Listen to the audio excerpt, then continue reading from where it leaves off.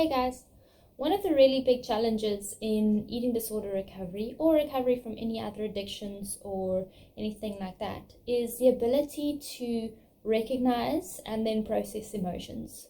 I used to describe my emotions as like a glass prism. So in science, you have a little glass prism, and if you shine white light through that glass prism, then rainbows will come out on the other side, and vice versa. So rainbow colors go in, white light comes out.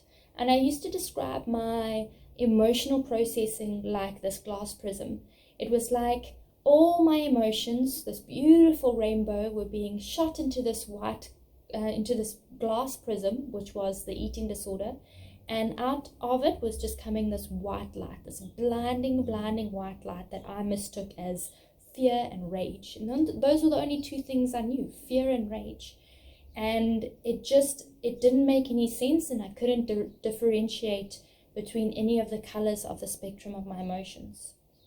So something that really can help you from the get-go is if you keep a little notebook and you write these words: mad, bad, sad, and glad. So mad is anything like anger, resentment, frustration, those kinds of emotions. Bad is guilt, shame. Sad is sorrow, grief, heartache. And glad would be joy, love, appreciation. What you're then able to do is you're able to recognize that you're feeling something, but you don't really know what it might be. And you can associate it with one of those four words: mad, bad, sad, or glad.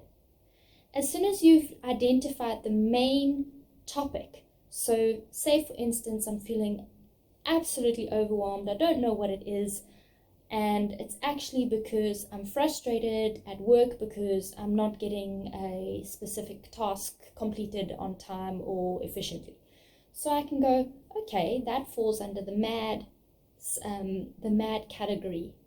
And once I can recognize it, I can then try and look at it a little bit deeper. Okay, what is it that I'm mad about? What am I really feeling? What am I really dealing with? What am I trying to control? And once you have that category and what's really going on underneath it, you can then choose how you want to respond to it. For instance, honesty or compassion or trust or courage. Those are all spiritual principles.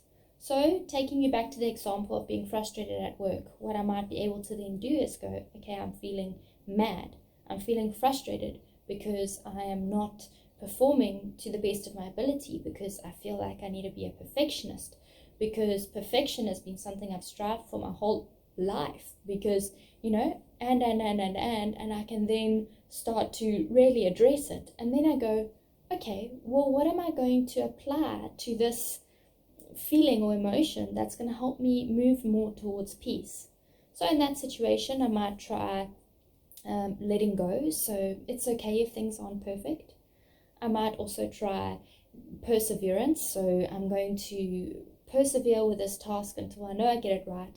Or I might try humility, which is asking for help. If I haven't necessarily known how to do the task correctly, I can then ask someone else for help.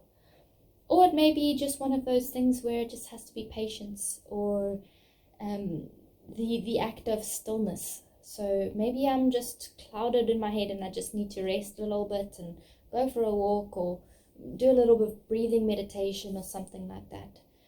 And when I started to be able to really look at my emotions and feelings that way and start to really unpack them and then to choose how I was going to react to them, I found that I was less likely to react in an eating disordered way. So I was less likely to binge, I was less likely to purge, I was less likely to restrict, because I knew what it was that I was actually feeling, and I now had a solution for how I was going to get out of that feeling or how I was going to deal with that feeling.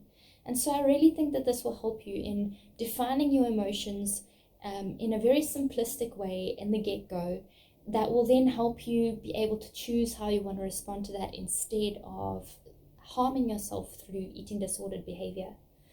If you have any other questions, or if you've liked this video, please pop a comment below, consider subscribing to this channel, and let me know if there's anything else that you would like me to talk about on this channel. And remember that it's not about the food.